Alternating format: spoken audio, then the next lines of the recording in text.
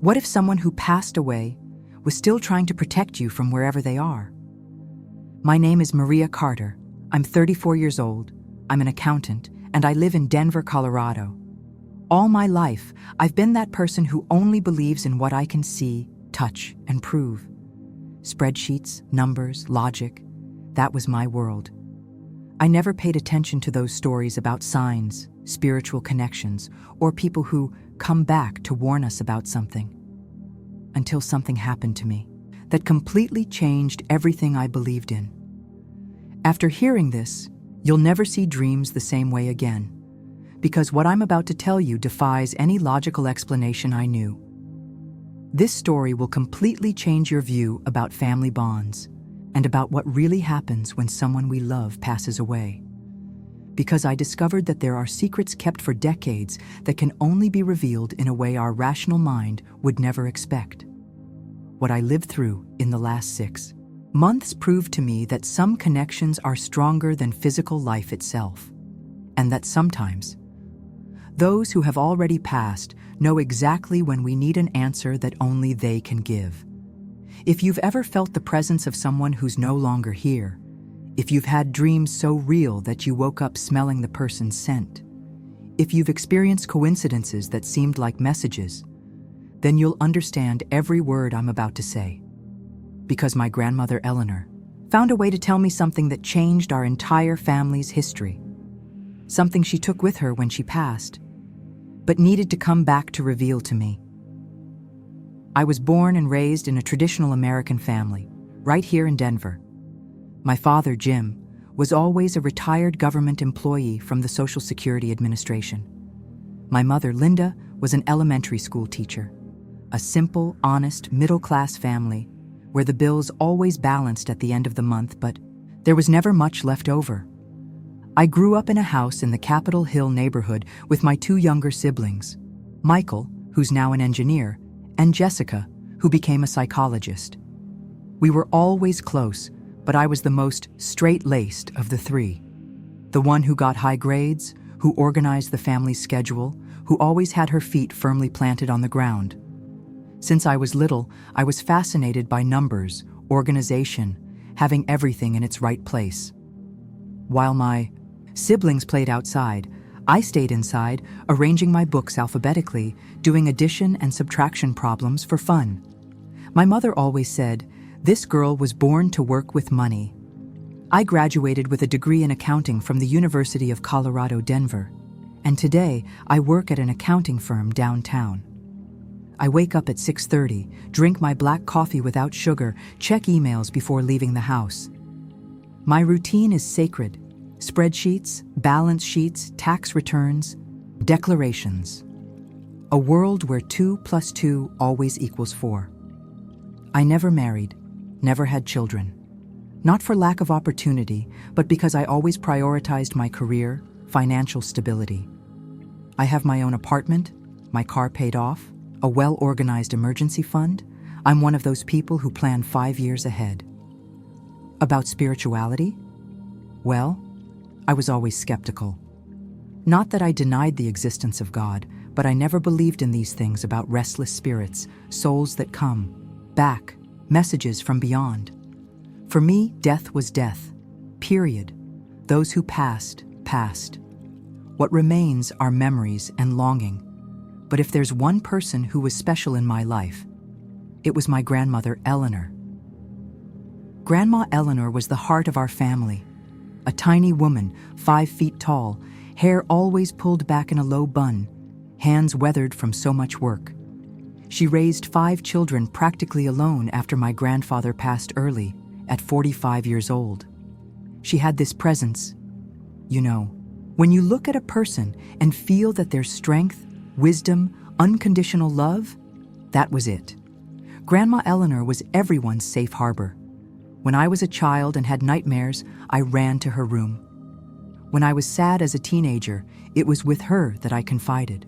She taught me how to make sugar cookies, how to sew on a button, how to plant mint in window boxes. But mainly, she taught me that family is sacred. Maria, she always said, no matter what happens in life, family is what you carry forever in your heart. Grandma's house was our meeting point. Every Sunday, the entire family gathered there. Children, grandchildren, great-grandchildren.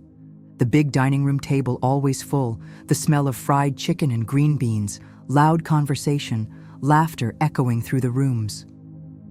Grandma Eleanor had an impressive memory.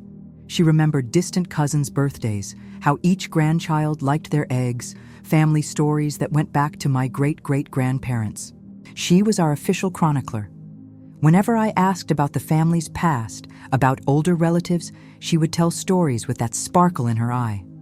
She talked about the great-grandfather from Ireland who came to America with nothing but the clothes on his back, about the great-grandmother from Germany who embroidered wedding dresses, about how the family managed to buy their first plot of land in the neighborhood. But there was one thing that always intrigued me. When I asked about the origin of our surname, about some old documents I found in her drawer, Grandma Eleanor would change the subject.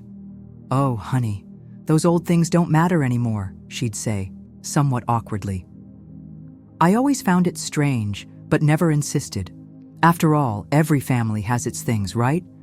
Maybe they were just boring bureaucratic matters she didn't want to explain. At the end of last year, Grandma Eleanor started getting more fragile. She was already 87 years old, but had always been one of those people who seemed eternal. Suddenly, she began forgetting small things, getting tired more quickly, spending more time sitting in her armchair watching television. In November, she had a fall in the bathroom. Nothing serious, but enough to worry the family. We started taking turns staying with her, especially at night. I took Tuesdays and Thursdays. It was on one of those nights that she called me to her room. I was organizing some old papers she had asked me to sort through. "Maria," she said, with a voice weaker than normal, "there are some things I should have told you before." I sat on the edge of the bed.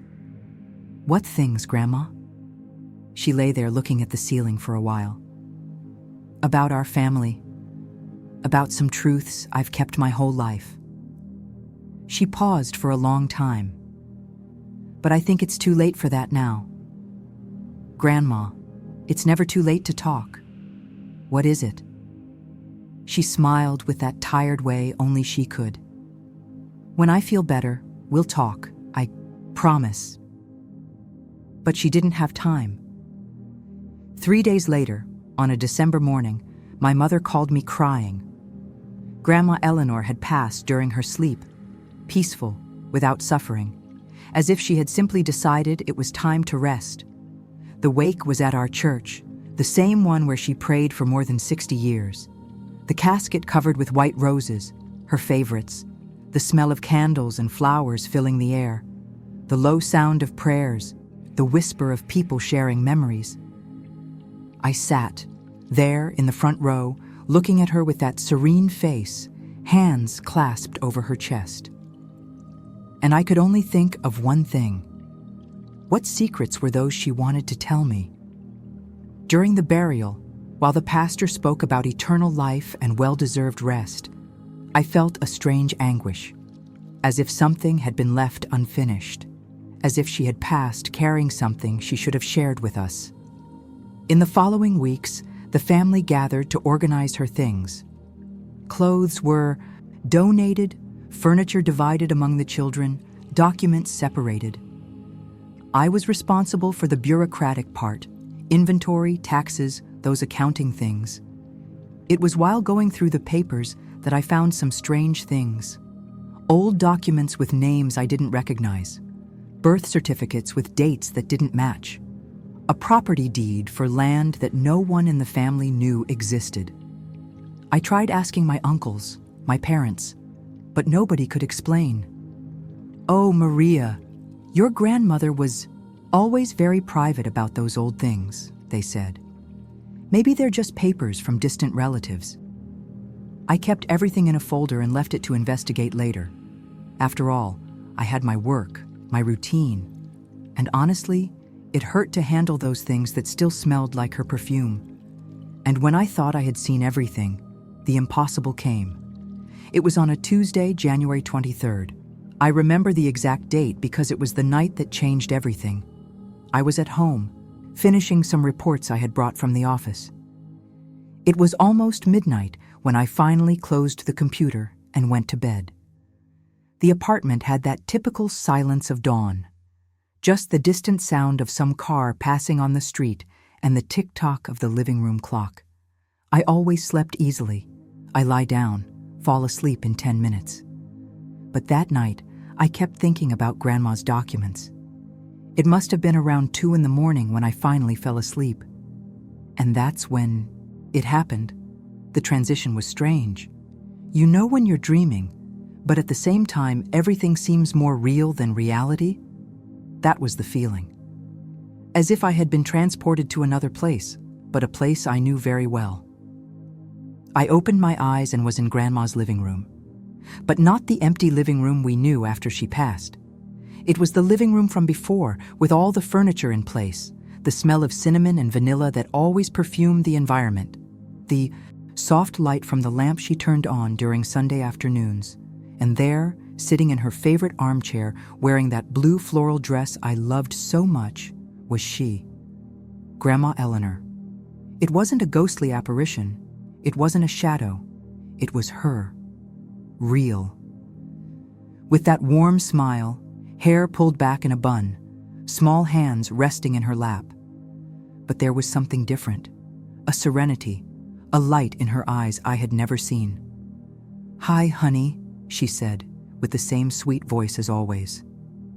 My heart raced. I knew I was dreaming, but I felt everything, her scent, the temperature of the room, the texture of the sofa where I sat. "Grandma, how?" "Shh," she made a loving gesture. "I came because I need to tell you some things. Remember I promised." I nodded, still in shock. "Maria, you were always the most level-headed in the family, the one who knows how to deal with documents, with practical matters. That's why I chose you to receive this information." She leaned forward in the armchair, as she did when she was about to tell some important story.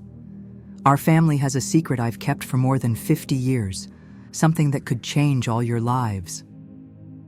"What secret, Grandma?" "Your great-grandfather, William, wasn't Irish like I always told you." I frowned. "What do you mean?" "He was the son of very wealthy German immigrants who came to America in the late 1800s. His family had land, a lot of money. But there was an ugly fight between the brothers over inheritance." She paused, as if organizing her words. "William left home young, estranged from the family. He changed his surname, invented a new story for himself. That's when he met your great-grandmother and started a family here in Colorado." "But Grandma, why did you never tell us this?" "Because he made me promise I would take this secret to my grave. He was afraid the German family would try to make contact, that it would bring problems. So he created this story of having arrived poor from Ireland." My chest was tight. "And why are you telling me now?" She smiled with that tenderness only grandmothers know how to have. "Because I discovered that the German family never stopped looking for his descendants.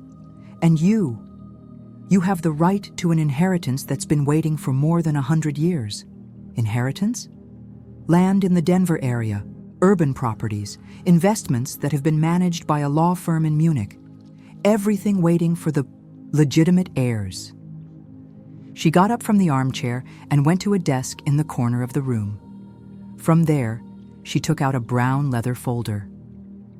"The documents you found in my drawer. They are the only remaining proof of William's true identity. Original birth certificate, immigration document, a letter from the German family." I took the folder, feeling its weight in my hands. "But Grandma, how will I prove this? How will I know if it's true?" "In the letter is the name of the law firm in Munich. They have a branch in New York. The responsible attorney is named Klaus Hoffmann. He's been waiting for decades for someone from the family to appear." I looked at her, trying to process all that information. "Grandma, is this real?" "More real than you imagine, honey. I always regretted not telling when I was alive. But I was afraid of stirring up the past, of bringing problems to the present." And now? Now I know you deserve this opportunity, especially you, who always worked so hard, who always worried about financial security. She returned to the armchair and looked me in the eyes. Maria, when you wake up, you'll find these documents in the drawer of the dresser in my room. Your mother hasn't touched anything there yet. They're inside a red shoebox at the bottom of the second drawer. How do you know I'll find them? Because some of us can give a little help here and there when necessary. She smiled with a mysterious air. The iPod environment began to get brighter, as if the sun was rising. Grandma, don't leave yet. I need to go, honey, but you're not alone. Whenever you need strength, look at the sky on a starry night and remember that I'm rooting for you. I love you, Grandma.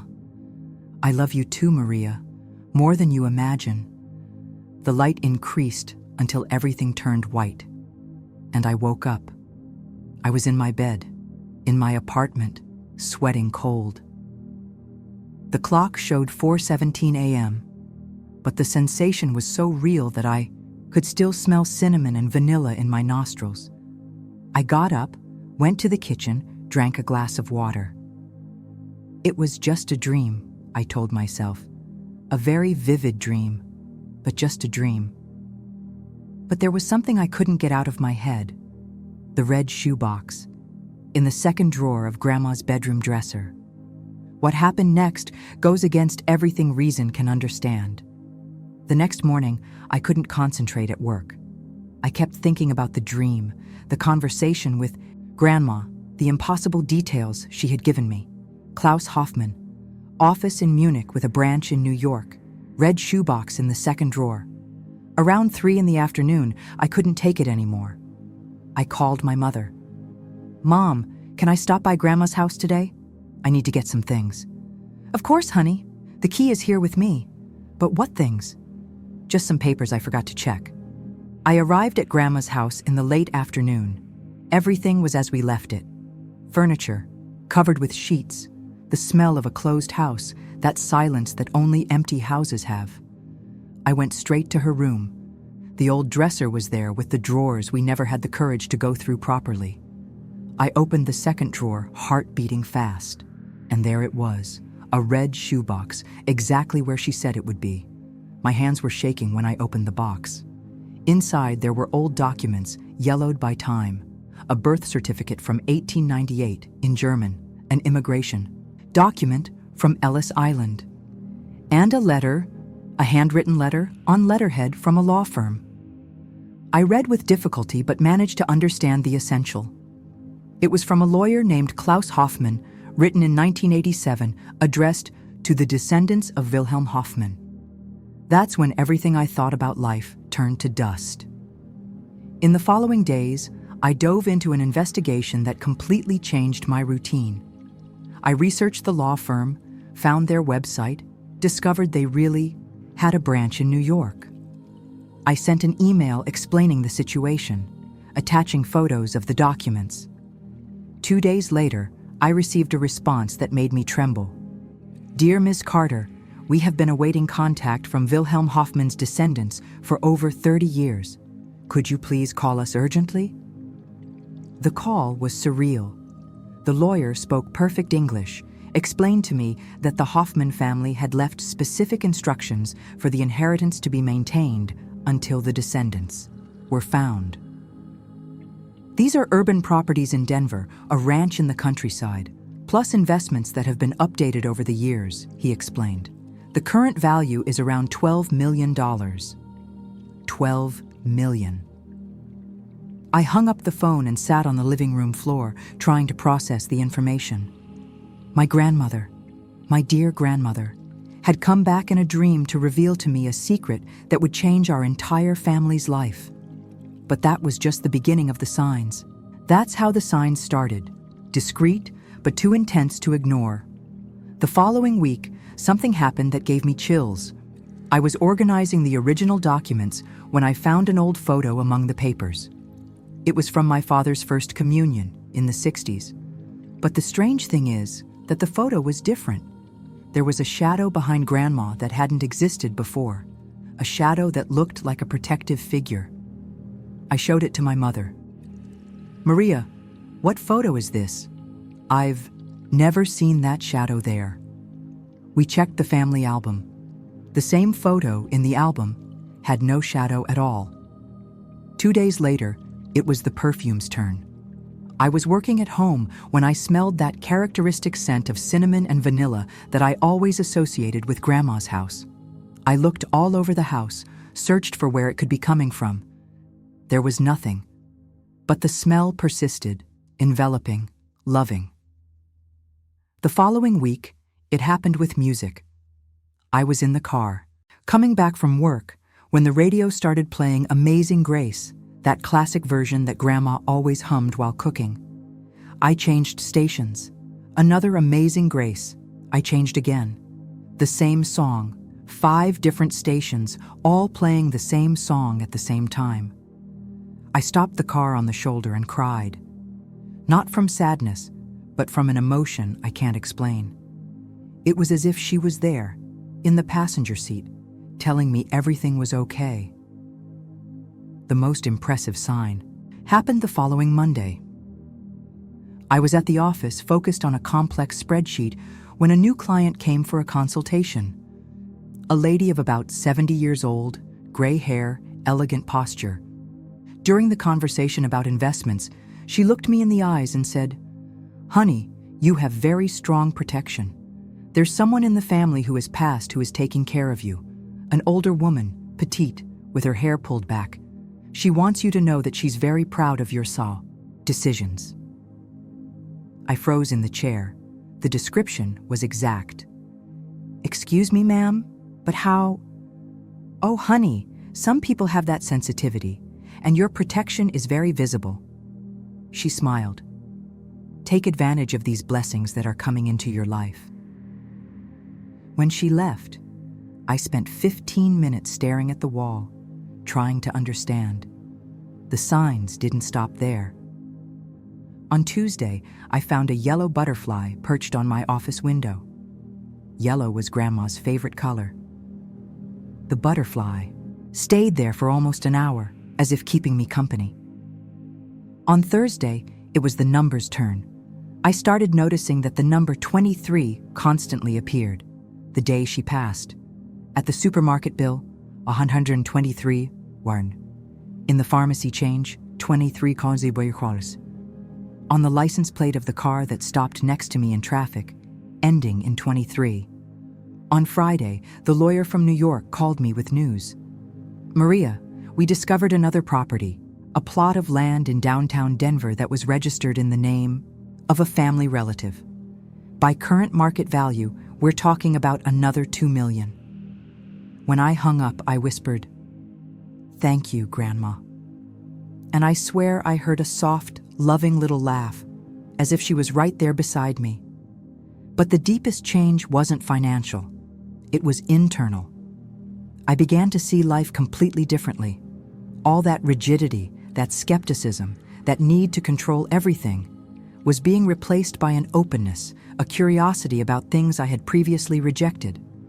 I sought to learn more about spirituality, about family connections, about signs that maybe I had always received but ignored. I read books about mediumship, about communication after physical life, about the continuity of emotional bonds. My relationship with the family changed too. We started getting together more often, valuing each moment together. Sundays at my mother's house became sacred, and we always reserve an empty place at the table, symbolically for Grandma. At work, I started being more intuitive. I realized that some financial decisions that seemed logical on paper didn't sound right in my heart. And when I followed my intuition, the results were always better. With everything I lived through, today I affirm with complete conviction, there are connections that transcend physical life.